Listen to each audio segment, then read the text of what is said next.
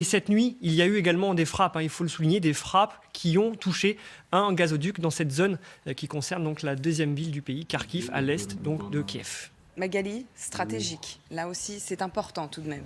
Et ça communique autour d'ailleurs. Les Russes ont dit hier, on va élargir l'offensive. Et quand on regarde la carte, on comprend bien ce qui est en train de se passer.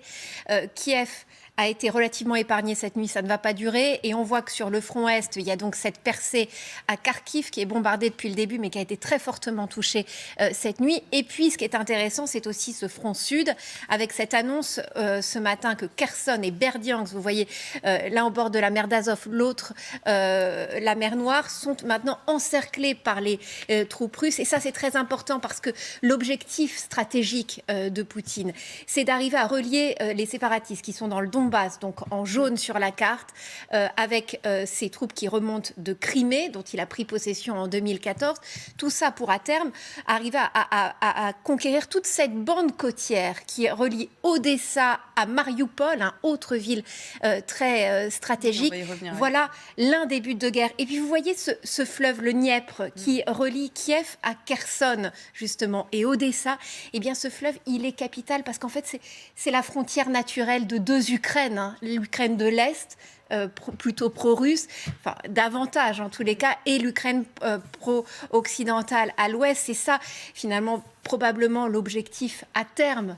C'est en tous les cas ce qu'on peut se dire de Vladimir Poutine, annexer cette partie au moins est de l'Ukraine qui est donc cernée, qui est traversée par ce fleuve Dniepr. L'un des objectifs, c'est évidemment aussi de prendre Kiev. Et justement, on va aller voir ce qui s'est passé à Kiev cette nuit. La population était appelée à se calfeutrer. Je vous rappelle que nous sommes sous un couvre-feu qui dure jusqu'à demain matin, 8 heures. Personne ne doit sortir, y compris en journée, de son habitation ou éventuellement de sa cachette. Certaines personnes se réfugient même dans les stations de métro ou les parkings souterrains réquisitionnés pour servir d'abri anti-aérien, comme nous le montre Florent Ferraud sur ces images.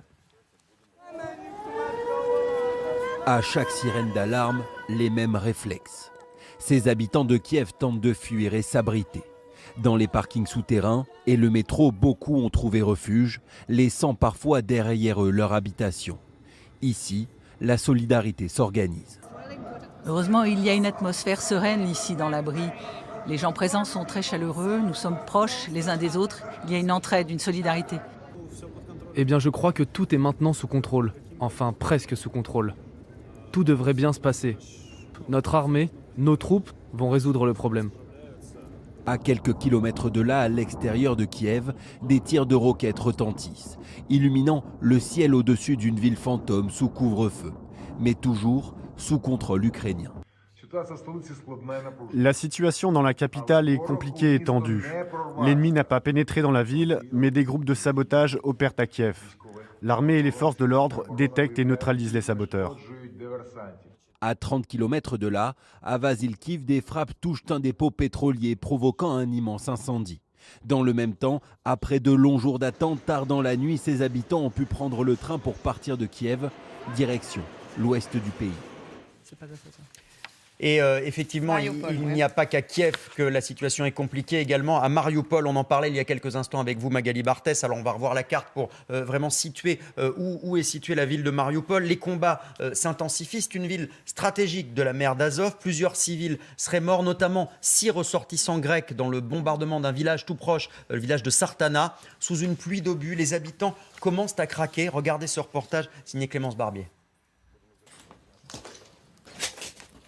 Rouzana tente de sauver ce qui peut l'être encore. La maison où vivait toute la famille a été touchée par un bombardement russe. J'ai attrapé la petite en premier, je ne pouvais même pas voir au début, tout était en fumée. C'était dingue. Nous avons couru ici, comme ça, sur du verre brisé. Mais on s'en fichait.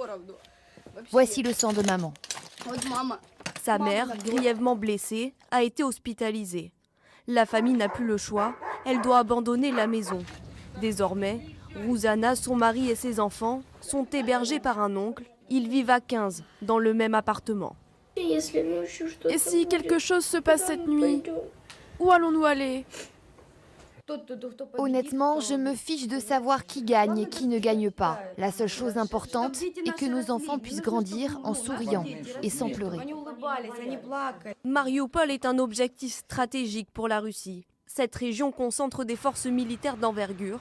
Les habitants, eux, craignent pour leur vie.